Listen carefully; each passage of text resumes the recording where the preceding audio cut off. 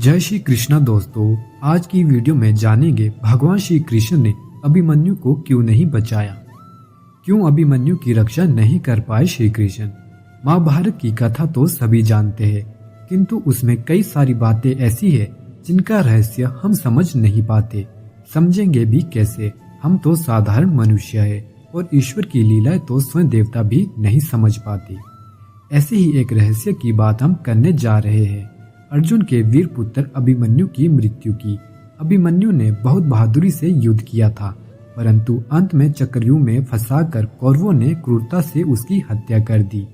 प्रश्न यह है कि श्री कृष्ण तो पहले से ही सब कुछ जानते थे, तो उन्होंने अभिमन्यु को क्यों नहीं बचाया, जबकि अर्जुन को उन्होंने युद्ध में बार बार संरक्षण दिया था। बात तब की है जब पृथ्वी पर अधर्म अपने चरम पर पहुंच गया था और धर्म की स्थापना हेतु देवता योजना बना रहे थे। धर्म की रक्षा के लिए भगवान विष्णु ने कृष्ण का अवतार लेने का निश्चय किया।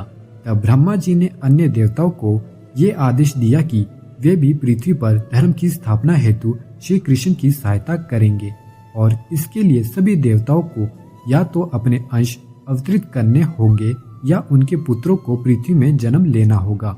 सभी देवतागण अपना अंश या अपने पुत्रों को पृथ्वी पर अवतरित करने के लिए सहमत होते हैं, परंतु जब चंद्रदेव को पता चलता है कि उनके पुत्र वर्चा को भी पृथ्वी पर जन्म लेने का आदेश मिला है, तो वे व्याकुल हो गए और इस आदेश का विरोध करने लगे। वे अपने पुत्र से दूर नहीं रह सकते थे, परंतु सभी देवताओं ने उन्हें समझाया कि ये परमपिता ब्रह्मा का आदेश है, जिसे उन्हें मान्य करना ही होगा और धर्म की स्थापना के लिए कार्य करना सभी देवताओं का कर्तव्य है। सबकी बात सुनकर चंद्रदेव वर्चा के अवतरण के लिए सम्मत हो गए, पर उन्होंने एक शर्त रखी। शर्त यह थी कि उनका पुत्र पृथ्वी पर अधिक समय के लिए नहीं रहेगा और पांडवों के पक्ष से ही युद्ध करेगा। वह सबसे अधिक शूरवीर होगा और पूरे दिन युद्ध करने के पश्चात उसे सायंकाल में ही अपने नश्वर शरीर को छोड़कर मेरे पास स्वर्ग आना होगा। देवता ने उन्हें मनाने की दृष्टि से सभी शर्तें स्वीकार कर ली। इसलिए अभिमन्यु ने अर्जुन के पुत्र के रूप में जन्म लिया और कृष्ण के शिक्षण में परम प्रतापी बना। अभिमन्यु ने माता के गर्भ से ही चक्रव्यूह की तोड़ना सीख लिया था, किंतु चक्रव्यूह से बाहर आने का तरीका वो नहीं जान पाया, क्योंकि जब अर्जुन सुभद्रा को चक्रव्यूह तोड़ना सिखा रहे थे तो आधे में ही सुभद्रा को नींद आ गई। पितामह भीष्म के घायल होने के बाद से ही पांडवों ने कौरवों की सेना में उथल पुथल मचा दी थी। इसलिए कौरवों ने पांडवों की सेना का नाश करने की योजना बनाई।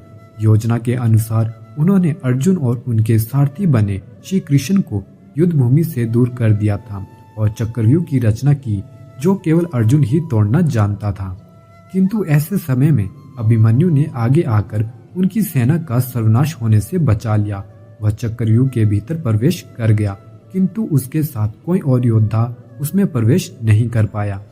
उन्हें चक्रव्यूह के द्वार पर ही जयद्रथ ने शिव के वरदान की शक्ति से रोक लिया। अभिमन्यु अकेला ही 6 महारथियों से लड़ा।